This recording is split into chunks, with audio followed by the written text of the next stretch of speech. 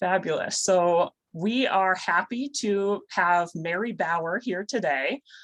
She is a deaf and hard of hearing specialist at Deaf and Hard of Hearing Services, which is a division of the Minnesota Department of Human Services. And she has been at the Deaf and Hard of Hearing Services since 1996. She provides consultation, information and referral, technical assistance, and training regarding issues related to hearing loss. And Mary is well known for her presentations, and she brings several aspects to her trainings, including her own experiences as a person who has a hearing loss. So now I would love to send it over to Mary so she can talk to us more about effective communication strategies when engaging with people who are deaf, deafblind, late deafened, and hard of hearing. So thank you again, Mary, for being with us, and you're welcome to share your screen and take it away. Okay, did I share my screen? Are you able to see? Not yet. All right. Now you should be able to see it, right? So this looks like the presenter view. So if you'd be able to switch to your other screen, perhaps. Yeah. Okay, we'll try this again, okay? We had it all going right before. Okay, here we go. It's all good. We are right on time, so there's no worries. Thank you for being here. Well, I will. Okay, come on here. So share screen, screen 2, share. Now, is that the right one? That looks fantastic. Thank you, Mary. Yay! Oh, good morning, everyone. First of all, I want to thank Emily for inviting me to come and talk to you.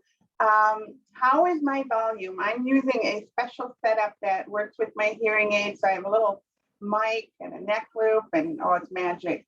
You sound good to me, Mary. How about everybody else? Everybody else pretty good? I see some people and they're shaking their head. If not, just put it in the chat, and then Emily will relay to me that it's too loud, too soft, or just right. So that's more. First of all, I want to thank you all for joining us today, and I want to thank the people that sent out the questions.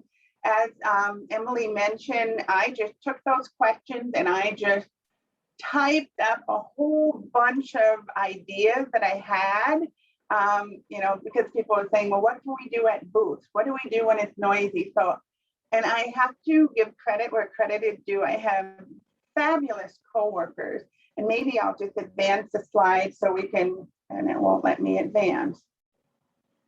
All right, here we go. So for today, we're going to learn a little bit about Deaf and Hard of Hearing Services, just so you know a little bit about us, how you can get back to us. Like people are asking, what format and who are you using for closed captioning? Do you ever get to where do we find interpreters, or you have a family member who is looking for hearing aids and you're like, we don't even know where to start. I just want to make sure you guys know that we are a resource for any Minnesotan, any Minnesota organization, agency, state, private, nonprofit, you name it, we're a resource for you.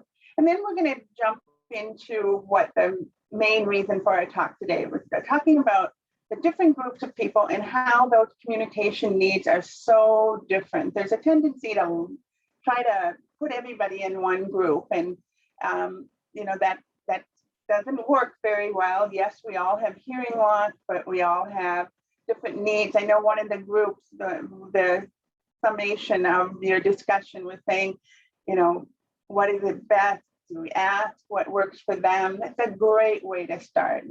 Ask what works for you. How can we make this work? So we'll talk a lot about those different things.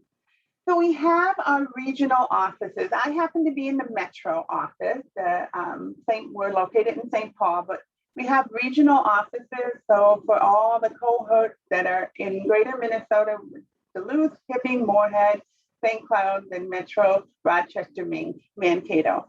And this is where I want to give a shout out to all of the specialists, but particularly for this presentation, Jerry Geis up in Moorhead, and then Kala Keevan down in Rochester.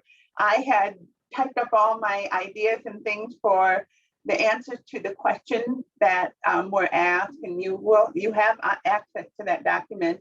And they filled in gaps, and I think we gave you great perspective. Jerry and Calla are both deaf. I'm hard of hearing. I grew up with a brother who was deaf, who went to the school for the deaf. I was a teacher of the deaf and hard of hearing.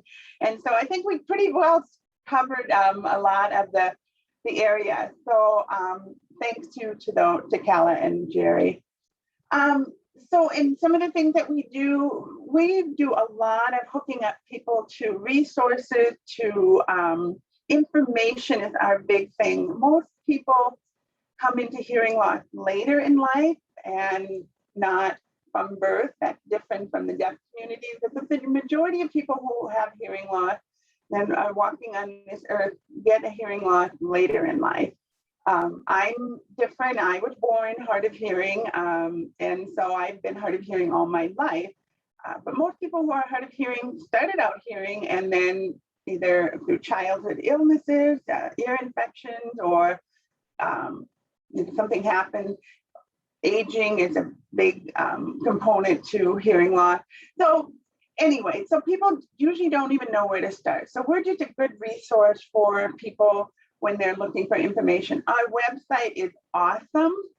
I highly suggest you go and check us out, especially the Learning Center. There are videos and online trainings and publication.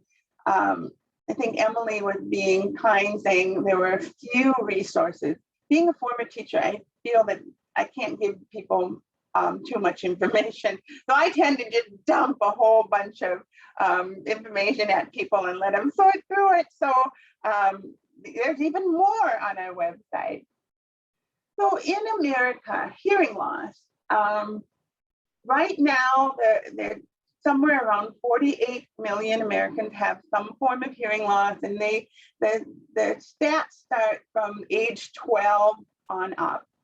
And it can be a hearing loss in one ear, both ears. It can be mild loss all the way to a profound loss. So there's that big number. So it's about 20% of the population is walking around with a hearing loss. So that means for those of you who worked at the fair, every fifth person that approached your booth probably had a hearing loss of some sort. And if it was demographics were older, so on the Senior Citizen Day, it would have been more than that, most likely. And the number is supposed to double by 2030. You know, and 2030 always seemed to me so far away.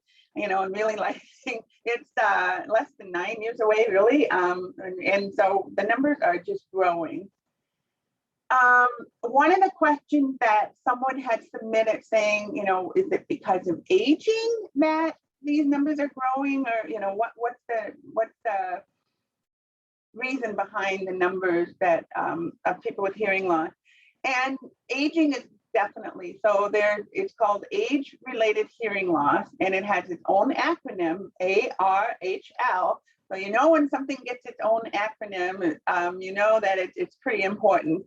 And so age-related hearing loss is a big thing. We're getting older as a country, and so we're just seeing more and more people with hearing loss. The second reason behind it is noise-induced hearing loss. So that also has its little letters, NIHL, noise-induced hearing loss. That is a great concern. The good news about noise-induced hearing loss is that it's preventable. The bad news is that usually young people kind of go, oh, no, that's not going to happen to me. Or they say, oh, they'll have something that will fix it in the future. And maybe way down in the future, they will have a cure for hearing loss. But right now, there's no way you can fix a general noise-induced hearing loss. If you can get hearing aids, which will help, but to actually repair the damage that is done with noise-induced hearing loss, there's nothing that they can fix right now. There are surgeries for if you have a tear in your tympanic membrane, or maybe the inner bones in your ear, they can replace those with the titanium, but there's no cure. So out of the 48 to 50 million Americans that have a hearing loss, 20% of us have tinnitus.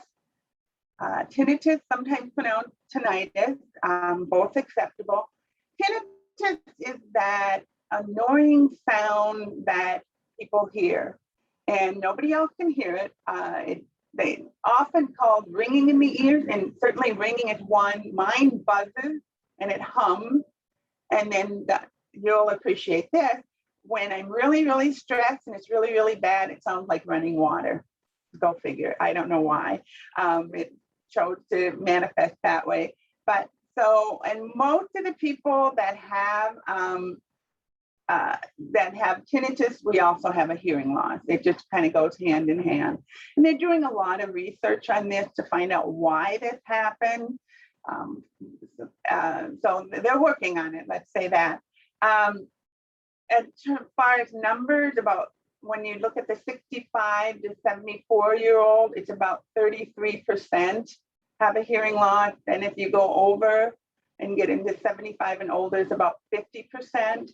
Of our veterans who returned from Iraq and Afghanistan, there were about 60% of them had a hearing loss, and that had to do with a lot of the roadside bombs that went off. So that concussion of that bomb going off caused hearing loss. So this was a significant loss. Of course, a lot of our veterans from World War II, Korean and Vietnam also experienced hearing loss due to the conflict, the gunfire, the bombs, and the noisy environment that they were in. And so that's kind of just a snapshot where we are. Some people say, well, what about our young people? I'm sad to report to you that our young people, I think it was from ages 12 to 19 or 16 to 21. Anyways, our young people, they have now determined that about 15% of them have a hearing loss. And most of those are due to noise-induced hearing loss. So not good news with that. Just some quick things. I don't know if this came up in your discussion. How to identify. Many times people they might not miss the entire conversation, but they'll miss bits and pieces. So they're the ones that say, what did he say? What are you guys talking about? Or they'll respond on a different topic that may have been maybe 2 or 3 sentences prior, and now the group has moved on, but they haven't seen that segue into a new conversation. A lot of people who are culturally deaf, if somebody's talking to them, they'll usually point to their ear and shake their head to indicate, I don't hear. Or you might see somebody that's really focused watching your face. It might be because they're relying on speech reading or lip reading. An obvious sign, if people are signing to each other, you go, oh, they might have a hearing loss. We do have a lot of students or interpreters who will sign out in public, but that's another sign. Or if you go into someone's house, maybe your grandparents or your parents or your aunts and uncles, you might see that the volume of the TV and radio is really loud. That's usually a good indication that there's a hearing loss. Or if, we see this a lot with family members. They say, mom doesn't hear the doorbell or a call, and dad doesn't hear the phone ringing. Those higher pitched sounds are usually missed. Asking you to repeat, or this is the one, and this could be for many reasons, where people will smile and nod. Maybe English is not their first language, so they're just going to be polite and kind of nod. And you can usually see that they're not understanding in their eyes. You just, but it could be because of hearing loss. Sometimes people you will see start just withdrawing from socializing because it's too hard to communicate. Misunderstanding similar words. Oh, we could do a whole workshop where I could share all the misunderstandings I've had of similar words. Unbelievable. One of my favorite ones was my family went down to Florida, and someone was talking about, and there was a woman on the beach, and she had 33 birds on her feet. I'm like, wow. Why would, first of all, she must have really big feet if she could get 33 birds sitting on her feet. And or the birds were really, really tiny. And then I'm like, ew, why would you want to have birds sitting on your feet? Now, I've had a hearing loss all my life, so I didn't blurt those thoughts out loud. And the following sentence was, people just don't realize how hot the fan gets.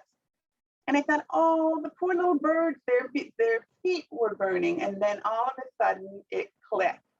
The person didn't say that there was a person on the beach with 33 birds on her feet. There was a person on the beach who had 3rd-degree burns on her feet. So that's just an example how you can just have these, and so if somebody says, well, that's the stupidest thing you said, you might go, oh, what did you think I said? Because it sure does. It can be very interesting. A preacher of a friend of mine said, what I think people say sometimes is a lot more interesting than what they really said. So it can be very confusing, but it can be very embarrassing. I'm so comfortable with this hearing loss that I know that's going to happen. But for someone who's new to hearing loss, they might be very, very embarrassed when they misunderstand people. And then, just failing to respond to some auditory sounds or speech and changing in a person's speech patterns. And it's just, I think, I forget the name, I'm sorry, but when you're talking about not knowing how loud you talk or how soft you're talking, it's really hard to monitor sometimes. And also, if you are losing more and more hearing, your speech will change. So those are just some of the basics to it. So are there any questions at this time, Emily, in the chat related to services and signs? I have not seen any questions yet come through the chat. So that's a reminder to everyone. If you have any questions about what's being talked about, please put them in the chat and we'll probably have time to answer them during the presentation. But as of right now, there's no questions yet. Yeah, they were kind of general. So my goal is to go through each of these groups and stop after each of the group to allow questions. So so you've got hearing loss. So it's a group of people with hearing loss. And under that group we have people who are deaf, we have people who are late deafened, we have people who are hard of hearing, we have people who are deaf blind. And within the deaf blind, it could be people with a dual sensory loss, so vision and hearing loss. And like I say, we tend to put them under that same umbrella saying, oh, it's a hearing loss. And then I want to point out the word community because that is used a lot. And it's I think it's becoming more and more used that there are communities. But really, when we're talking about hearing loss, the one group that truly, truly has their community is the deaf community. The rest of the people kind of, and maybe deaf blind would be another one if they're culturally deaf and then they also have a vision loss. They may identify as a community. Most of us who are hard of hearing, we may say, oh yeah, the hard of hearing community, but there is really no central location, central gathering place, central, we have a Hard of Hearing Association of America, Hard of Hearing, HLAA, Hearing Loss Association of America, that meets, once a month in Golden Valley. But as a true sense of community, I don't see that as much, and maybe that will change over the years, but community is really with deaf people. So people who are deaf, so this is my brother.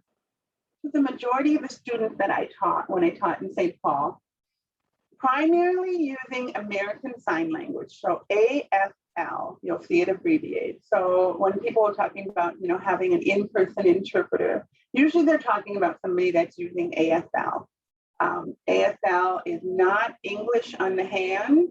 There are some sign systems that are like Seeing Essential English, Signing English, but ASL is truly in its own form. And if you want to know a quick history, ASL came over from France.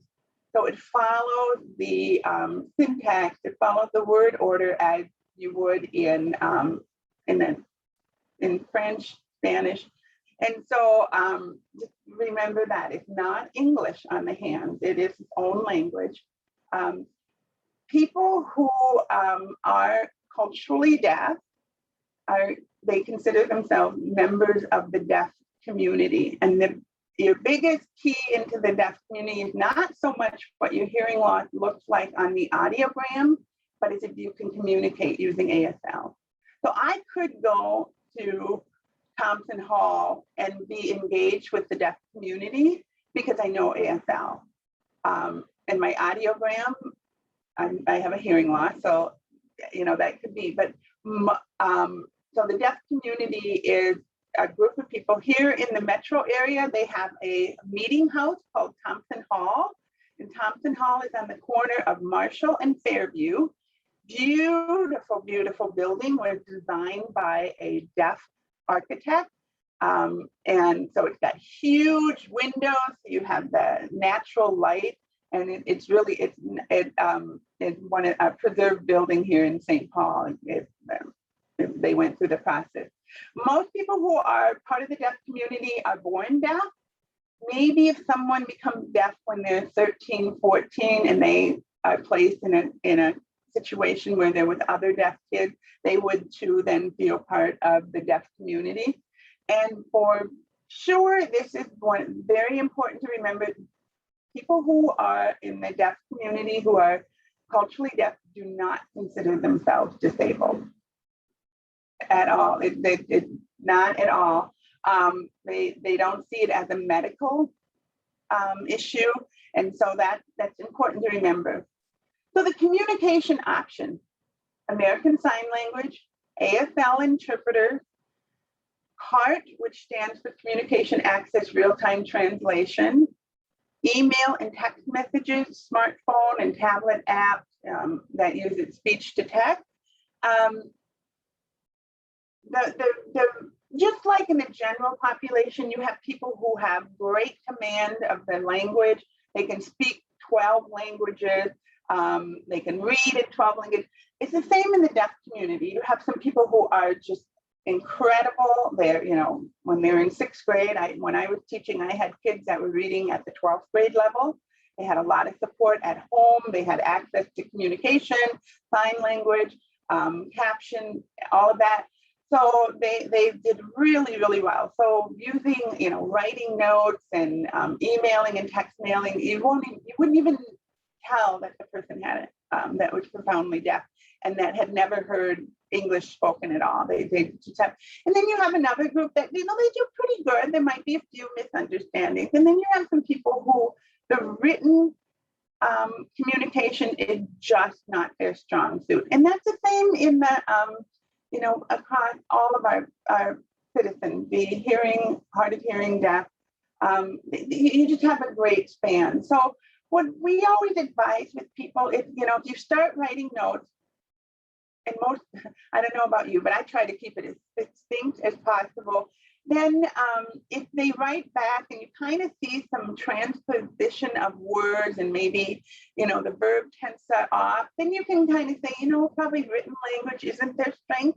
They'll use it and they can understand it, but I'll just try to keep it a little simpler. And so just kind of gauge, if somebody is writing you a note back that you need to drag out your dictionary to look up the words, then just feel free to use your run-on sentences and just match their language level. I think before we go on, working with a sign language interpreter, Emily, anything in the chat box? There is, and in fact, this probably leads right into this next slide. So there's a question here. It says, many watershed partner organizations use interpreters to reach audiences where English may not be their first language. Mm-hmm. We often discuss that many water words, sort of the more technical words that we use in our work, don't always translate very well. So how do we work with ASL interpreters prior to an event to prepare them for some of these more specialized terms that would be helpful and necessary? Great question. So here's a couple of ideas when working with sign language interpreter. And I think if you go to our website, there's just like it's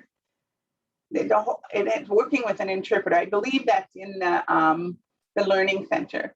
But anyway, so that's a great question. And, the one thing, as a former teacher, I never wanted to water down language. I never wanted to take away from that because it's so important. So when you use your vocabulary, is very specific to the work you do. So yeah, you want to make sure that there's a great translation of that. So sometimes what happens is meeting with the interpreter just a little bit before the presentation. Normally what we're asked to do is to send them any materials or vocabularies, or if it's a meeting and you know who all the attendees are, get that that information to the interpreter prior to the event. So just be in communication and say, and being upfront when you're reserving that, when you book that in sign language interpreter, ASL interpreter, say, we have some very specialized vocabulary. Who can we send that list to? And if you need to put some explanation on, well, this is what we mean by this and things like that. So excellent question. The more prepared the interpreter and the cart, the one that's doing the captioning, are before the meeting, the better off you are. So great question. And so any other questions, Emily, or was that the one? That was the one. Great. So yeah, so just working with the sign language, be sure, you meet with them if you can, or if you can't do that, or make sure you get that information out to them. Okay, this is what we're going to cover. These are the vocabulary words. These are the concepts that we're going to be talking about during our training and our presentation. If you can reserve seats, it's so funny. I was just watching something on YouTube of a couple of deaf people, well known in the community, and they were talking about way back when they first started providing interpreters in theaters. They would put the deaf person way back in some corner, and then the sign language interpreter was standing like right next to them, no spotlight. Sometimes they would have to bring a flashlight and have somebody hold the flashlight on the sign language interpreter. Well, anyone who's been to a theatrical event with an interpreter, they're on the stage now with a spotlight, and usually seating is reserved in the front, so people can see and have a good sight line to the interpreter and then watching the action on the stage. Those of us who use sign language interpreters in performances or presentation, we don't just 100% look at the person. If you're showing PowerPoint or it's a play, we want to see what's going on the stage and on the platform as well. And that brings up a good one too, is sometimes if you're showing something and you are pointing out something on the screen, or you're demonstrating, just allowing some of that space of no talking so the interpreter can catch up, and also the person can actually look at what you're pointing out. That's a good tip too. And they maybe say that. Nope. I thought maybe they would say that on the next slide. Also talking directly to the person. Oftentimes I will hear people say, well, tell Mary, or tell Emily, or ask Emily what time would she like to meet with us next week. It's like, you talk directly to the person. Emily, what time would you like to meet next week? You want that direct connection. Speaking naturally in a group, it's so hard because we all have important things to say. So sometimes things overlap. Avoiding private conversation, that's a good idea, because an interpreter by their code of ethics needs to interpret anything they can hear and discern that's going on in that event. Don't ask the interpreter for opinion. Well, what do you think I should tell Emily? Should I use this word, or should we use a simpler word? That's not their job. They're there to make that connection between you and the deaf person. And this is true if you're working with one interpreter. Longer than an hour or two, usually, I think it's 2 hours, they want 2 interpreters, just because people say, oh, it's because your hands get tired. It's the brains get tired because they're taking English and changing it into American Sign Language. So it's not so much the hand, it's that thought process. How can I get this information out clearly so the people can understand better? So those are just some general tips. Emily, any other questions come in? Yep, I can read. I can read this and I can read there that. are, in fact, one just popped through. Oh, Have good. interpreters been a common practice for online workshops? Say that again. Have interpreters been a common practice for online workshops, like Zoom workshops? Prior to March 2020, not so much. After March 2020, when we went into the shutdown, absolutely. And we have learned so much. Friendlier platform, how to do things. In fact, an interpreter and I are going to do a presentation in a month or two talking about a combination for people that rely on auditory, and then a combination for, and also for people who rely on sign language interpreters. Because some platforms you can't pin and all of this. We've learned a great deal. So if you want information, just reach out to me and I will pull together what we have thus far to talk about the different platforms. But we've gotten pretty good at it since the shutdown. And they had to do it awfully fast. So yes, I can speak confidently that CART and using interpreters on virtual platforms, we're getting there. We're not perfect yet, but we're getting there. Any others, Emily? That is it for now. Okay, perfect. Now we're going to go into the group of people who are late deafened. And so on the audiogram, somebody who's culturally deaf and someone who is late deafened, they'll look probably exactly the same, but it's very different as to their communication needs. Many of them will use their voice to speak, even though they can't hear. They grew up, and we're talking people that are postlingually deaf, so they communicated using their voice and using their ears to receive the information. Well, now one part has changed, but they can still use their voice. So they usually will talk back. They will use their voice to talk to you, but they need to rely on other options of getting that information. They can't use their ears. They might use sign language.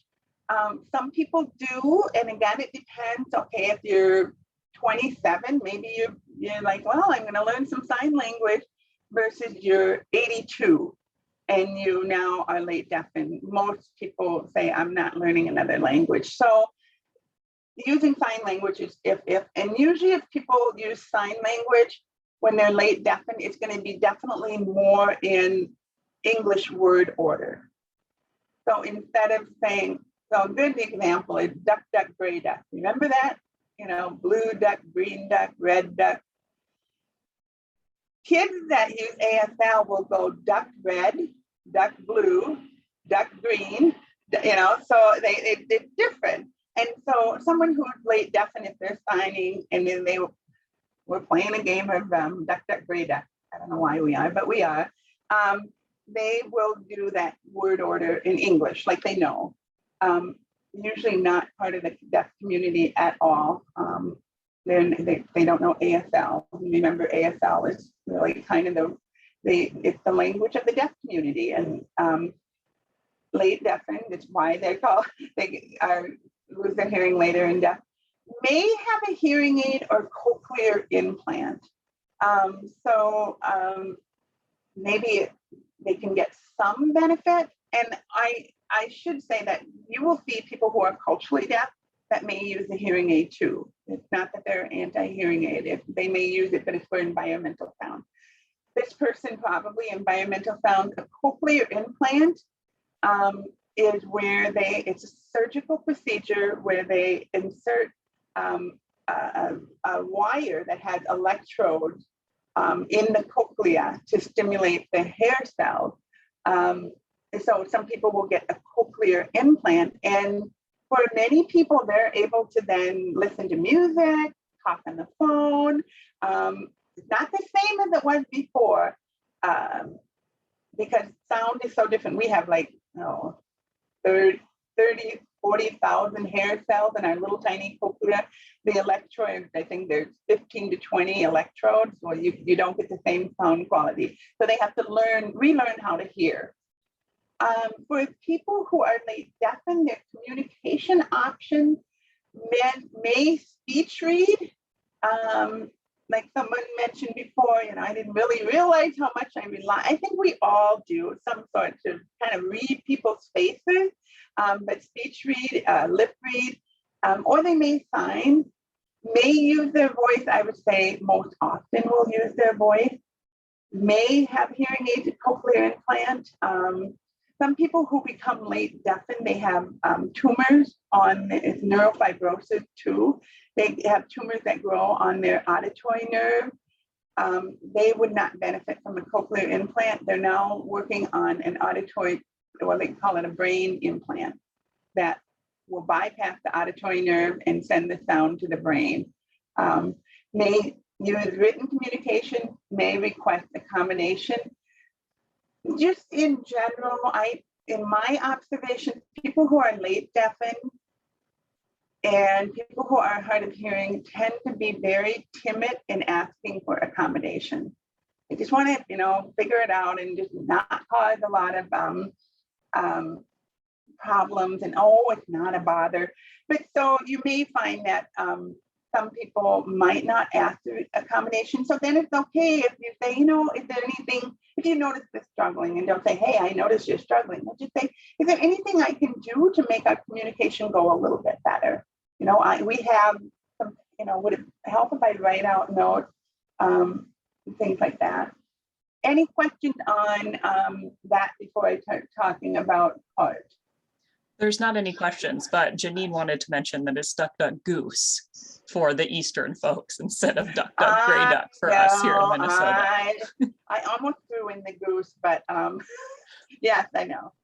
Yeah, even in locations in the country, yeah, Duck Duck Goose, yeah.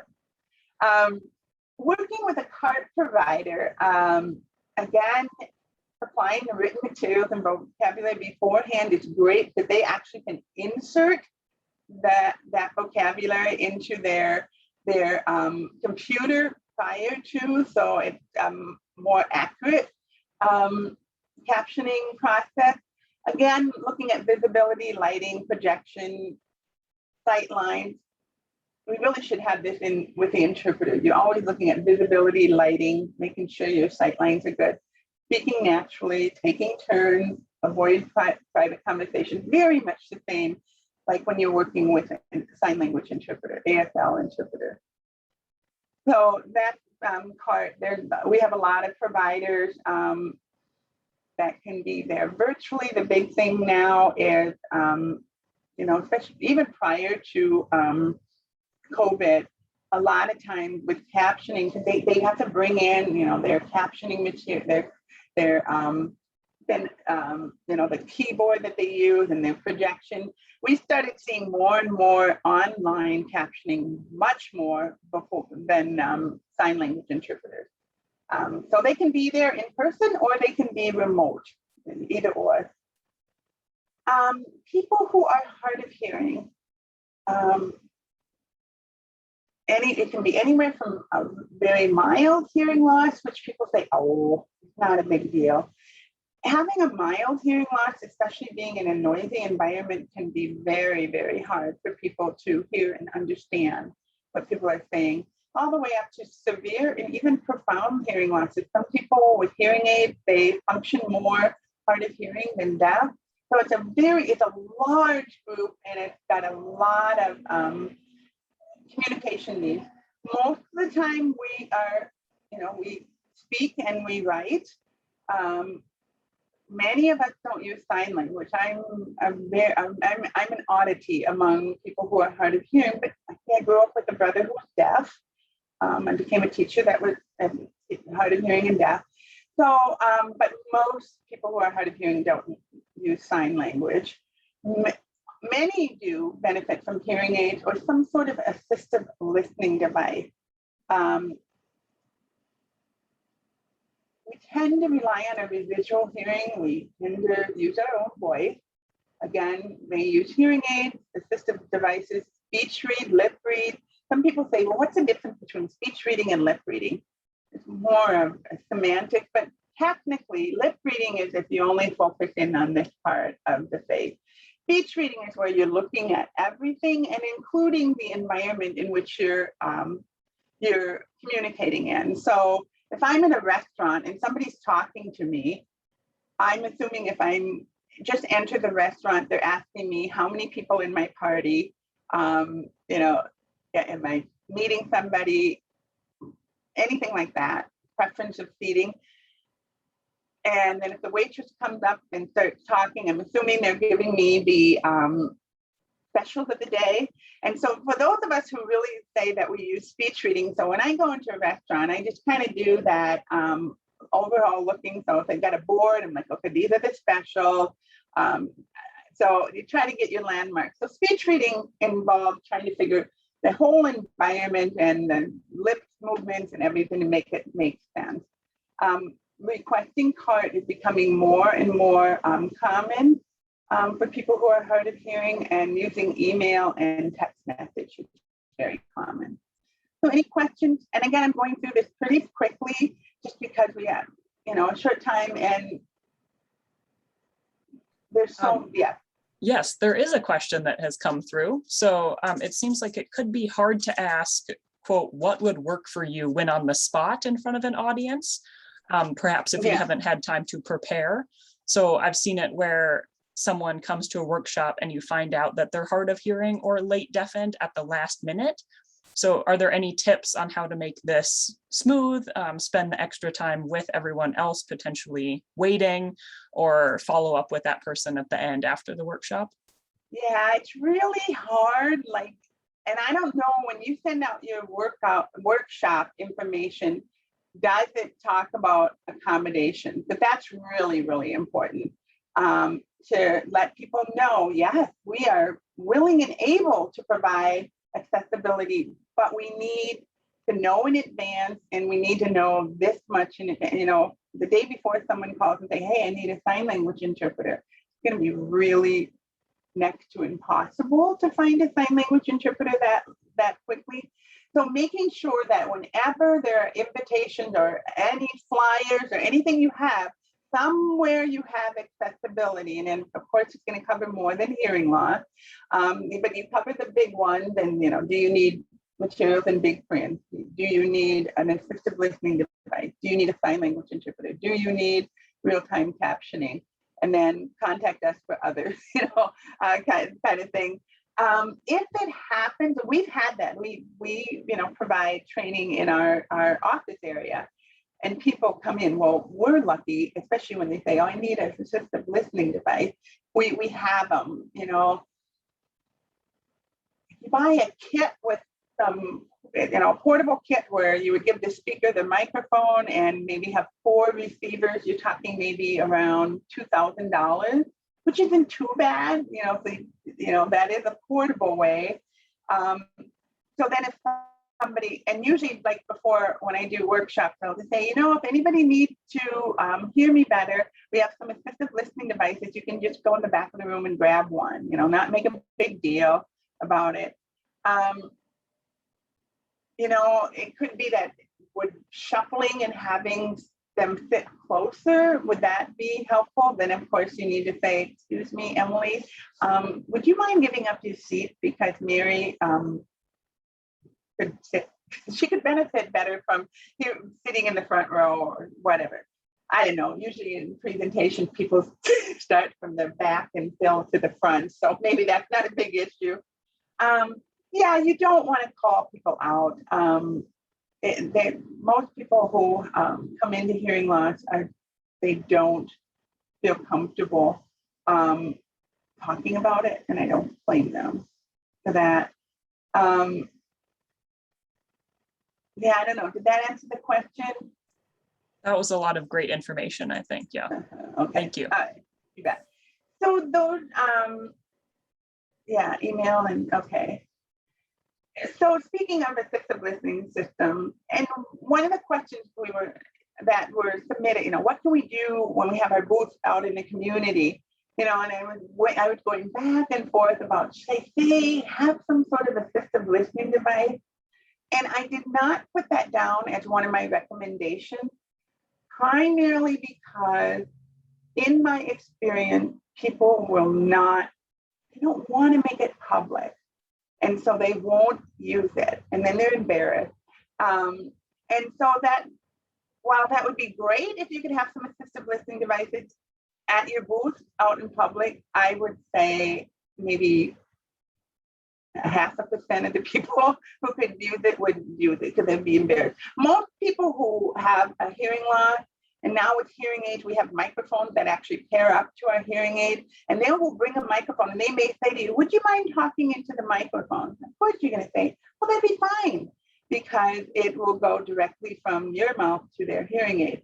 So I find with assistive listening devices, when out in public, in those booths and things, probably not a good idea. If you had the opportunity, like at DNR, if you're going to have a presentation in your building or at the state fair, make sure that you have assistive listening devices available and advertise it. So basically, you've got FM system, you have infrared system, personal amplifiers. That's like this little pocket talker. That was what I was thinking, well, should I tell them to get a pocket talker and have it at their table? And decided against it because in my experience, most people won't. If you were in a medical office and offered that would be different. And they at the doctor's office, they need to hear this. They might say, okay, sure, I'll use that. And it's just because nobody else is in there and there's not a bunch of people out in public. So there are assistive listening devices that a lot of us with hearing loss use, and especially now with the newer hearing aids with the Bluetooth and the personal sound field that you can create. We have microphones that we can give to people. Any questions on that? Not exactly on that, but something you mentioned a little bit earlier on. So somebody asked that, you said that in-person interpreters were uncommon in the online environment. So are there tools available, for example, in Zoom or perhaps in another online meeting platform that are, quote, good enough for perhaps creating closed captionings, or what would you recommend about and that? I need to clarify with the interpreters that was pre-COVID that you rarely saw, I shouldn't say rarely, but they're not very often. Is that the same as rarely? You didn't see interpreters used. Post-COVID, so March 2020 on, it is commonplace. So it is as common as CART now. So sorry for that misinformation. It was prior to COVID that we didn't see a lot of interpreters that tend to be in person because it's preferred to have a 3D person, in front of you. But now with COVID, it's more and more common. Excellent question about the online captioning or artificial intelligence inspired captioning or that type of thing. In a lot of our formats, like with the state, we're with Microsoft Teams, you can turn on captioning. Zoom, if you have a special, they used to make you pay it. It's changed now that allows you as a host to turn on captioning somewhere. And so that has opened up more. I will caution you on how poorly of a job it can do. It can be absolutely hideous. I did some, I think it was the city of Minneapolis was testing out some things, and they asked some people from our division to kind of watch and see what, our observation. Was it intelligible? Did it make sense? And it was they were trying different things. It was not well done at all.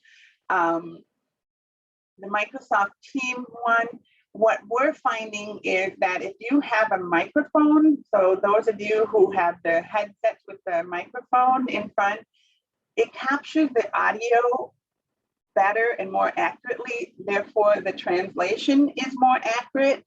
When you're using your computer microphone and you may be sitting 3 feet, 2 feet, even a foot away, it does not catch the audio well enough, and it does a really poor job.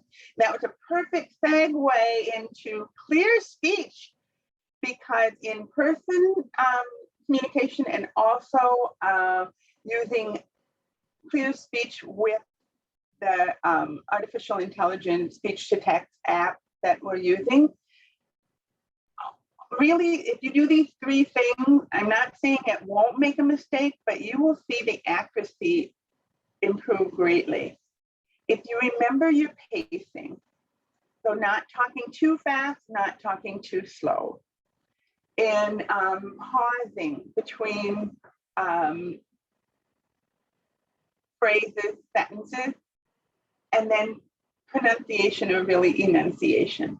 But usually if you just tell yourself, slow down a little bit while you're talking, that will be better in for people listening, for the sign language interpreter interpreting, for the captioner captioning, for the artificial intelligence speech to text to catch it, and for the real life person who's listening to you. So clear speech, I think, is so important, because we have our communication style. That's our own personal way. And so some of us talk really fast, some of us don't breathe when we talk.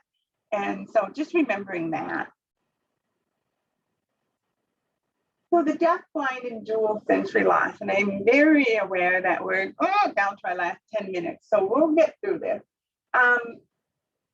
Combination of hearing and vision loss. You can be born with a hearing loss, then you get a vision loss. You can be born with a vision loss and get the hearing loss. You can be born with both. You can be born with typical vision and hearing, and both decrease later. And it's very interesting when working with the people that are born with a hearing loss and then develop a vision loss, and born with a vision loss who develop a hearing loss later. We approach our technology and our communication so different. Because if someone has a significant vision loss and they use the screen reader, JAWS, all of that, and that speech rate, I don't know if you've ever listened to it, it's like, I'm like, you can understand that? Even when they're hearing loss, they might have to slow it down a little bit, but they can understand it. For me, I can't understand it ever. And so it's just very interesting from which one you start with. So the combination is I can be culturally deaf, I can be non-culturally deaf, so late deafened, and I can be hard of hearing. And then my vision, so I could be culturally deaf with diabetic retinopathy. It could be culturally deaf with glaucoma. It could be late deafened with cataract. So how it all lines up makes it a very, very, a huge accessibility possibilities, because one person with a vision and hearing loss, now you've just made it, so there's a whole bunch of things. So some people use sign language where they do tracking. So tracking is where they're actually, they're following their movement. So if I'm signing like home, the person would hold the hand and I'd be signing home. They're tracking the movements of my sign. Close vision is they're very close and it's a very small space. Tactile is where I would say it would be like what we all remember from the Helen Keller story, when Anne Sullivan takes it and she makes her, Helen feel the W and then go water. She had to feel the shape of the hand.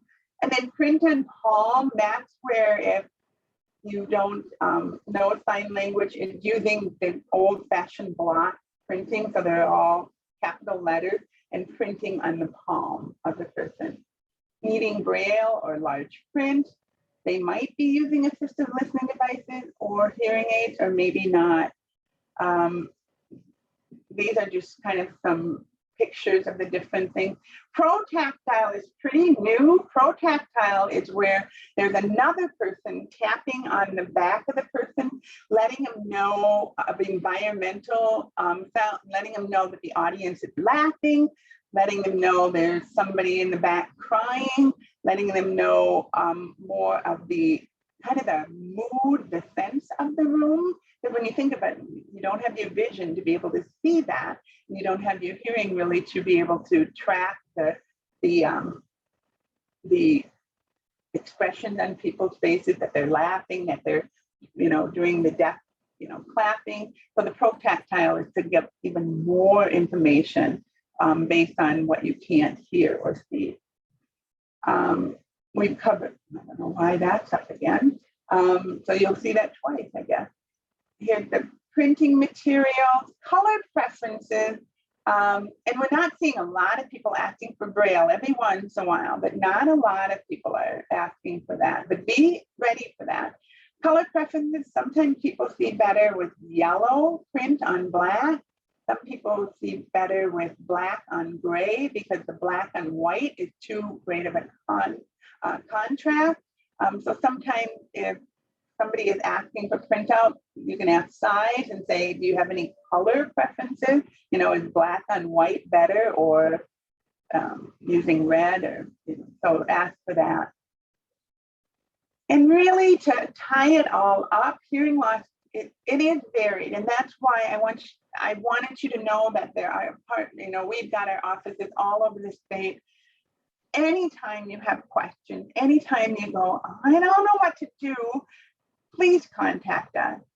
We are always happy to work with you, figure out things. We know that your situation changed, so the questions that came up that we addressed, you might have different ones. So again, just kind of all the different tools that are used, different communication styles. I know someone asked about, are there any apps? And I think if I remember correctly, it was more to that speech to text app. Any good one? The one that's free and clear, but it's only good on Android is, yes, it is. It is. Let's look at my phone. Sorry, guys. I have it on my phone, and it is called Live Transcribe. And it's in a little green, I'll try to get it up here. It's on the top one, and it's a green pentagon. It is totally free. There's never a charge for it. Almost the other apps will have, so an app called AVA, AVA, is a speech to text. They will allow you to have some free, but then they also have the paid package, so you get all the some extra, and you're not limited on your time. Another one is and AVA is both Android and iOS, so Apple product. There is another Live Transcribe that's on Apple, but that is a totally paid one, and it is not the same. They use Red and a different, I think they use an elephant, but it's not the Live Transcribe by Google, which is that green hexagon, pentagon. I know my shapes, pentagon. Then the other one is Otter, like the animal, OTTER, that water animal, doesn't it all fit together? .ai. And so Otter AI, they have a free component, and then they have, and you have 600 minutes of free speech to text, and then after that you have to pay for it, and they have paid packages. They even on our iPad, the notes you could use as a short, that's right in our devices. So there are different ones out there. You just need to know that a lot of them will have the free part, and then they'll say, you can make it even better. Live Transcribe is the only one that I know of that's an app that you don't, and then of course Notes, which is really used for us talking in to make notes for that. So that's kind of me. That you've got the handout. That's the phone number. At the beginning, it's our website, and you can do a contact us. Emily, any last minute questions? Yeah, well, I want to say thank you so much to Mary, and for everybody still listening out there, if you have any last minute questions, please feel free to type them in the chat. And I do want everybody to know we had about 29 people eventually show up. That was the highest number I saw in our participants window. So Mary, I'll send that to you as well, 29. And while you all are logging off today, I hope you will go onto that Google Drive and download those additional resources. Also in there, I want everyone to know there is an evaluation form. So if you are so inclined, please download that and fill that out, and you can email that to me. So my email again is in the chat window. So you're please welcome to email that to me, and I'll get those all over to Mary. And yeah, Mary, this has been fantastic. Again, thank you. Well, thank you. And I really want to direct people to, it's a Word document, a simple Word document that I downloaded all, I think there were 11 questions, if I remember right, Emily, right? And we just tried to fill in as much as information as, you know, how to handle this. One of the questions was, how can we reach out to the community? I listed the big places in Twin Cities. I also put in a resource guide that has all different agencies. You know, there's one called Think Self that works with deaf people. There's Hearing Loss Association of America. There's the Minnesota Deaf Blind Association, the Black Deaf Advocates of Minnesota, the Black Deaf Muslim group. So I tried to put out every group that I could think of. If you want to do outreach to, someone asked if accessibility press was something that people read. I'm sure people that are not associated with Hearing Loss Association of America, Deaf Blind group, but they might access it. So I think that's a great place to get the word out as well. So thank you so much for having me. It's been a delight. You guys are awesome. I want to work with you all the time, but you know where to get a hold of me. And thank you. Oh, I love all the deaf waves. Yes, thank you. And look at that, we're exactly right. at 11. So thank you, everybody. This was our September Watershed Partners meeting. Right. Thank you. Bye-bye. All right. Take care, everybody.